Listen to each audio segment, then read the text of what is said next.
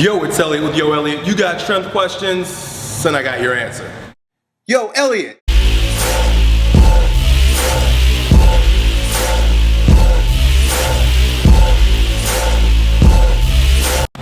Today's question comes from M. He wants to know why he's got pain in veins in his legs and balls. Check him out.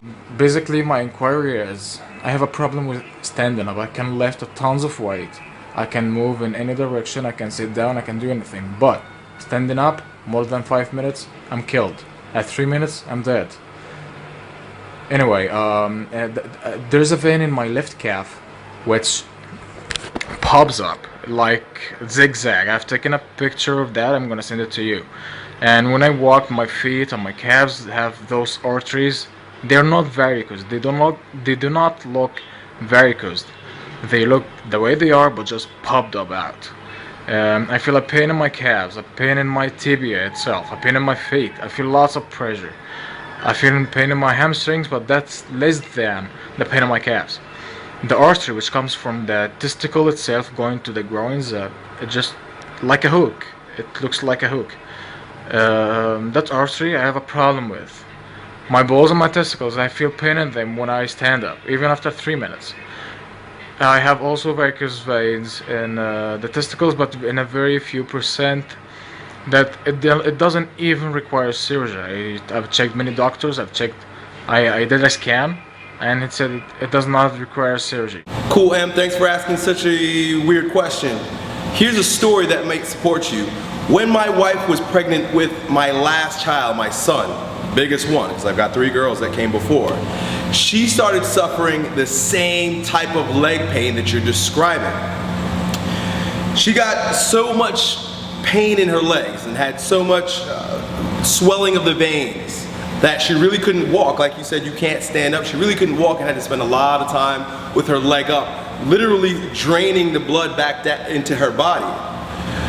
The reason why she was suffering from such pain was because the child within her was so big. It was setting deep down into her pelvic floor and sitting on the femoral vein. There are also several other veins down there that were being obstructed. The flow was being obstructed by the child, the creature that was deep within her abdominal cavity. You're not pregnant, I'm assuming, right? So what does this have to do with you? Just because you don't have a baby in your deep abdominal wall or pelvic floor doesn't mean that you don't have a mass in there. And generally speaking, this is a wild guess and you can answer this for yourself, generally speaking, the type of mass that an individual is going to have in that pelvic cavity, that pelvic floor that's going to press on that vein and cause the type of pain that you're experiencing is shit, right?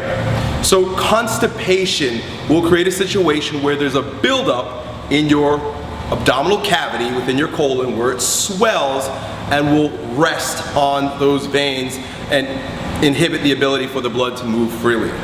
That is your best bet. And if that's the case, there's tons you could do about constipation. Number one, make sure you're fully hydrated. Start eating foods that promote digestive fluidity, right? So, the video is not about that, it's about your pain. The other thing to consider, and this is why you might need to go get an x-ray or something, is that there are all types of tumors that might grow in that area. We're just trying to figure out what that mass is, what's building up down there, setting on your veins and creating the pain that you're experiencing. So if you are not constipated, go and get an x-ray by a professional, find out what's going on in your abdominal cavity. That's about the best I can offer you, my man. You've got to relieve the pressure off of that vein so the blood moves freely. Now that my son is born and he's 2 years old and he's a big mass outside of my wife's body, she no longer has the pain. Completely disappeared once the baby came out. Once the mass is removed, the blood flow came back and it's now normal. So, I hope that's helpful for you, dude. Talk to you next time. Yo, Elliot.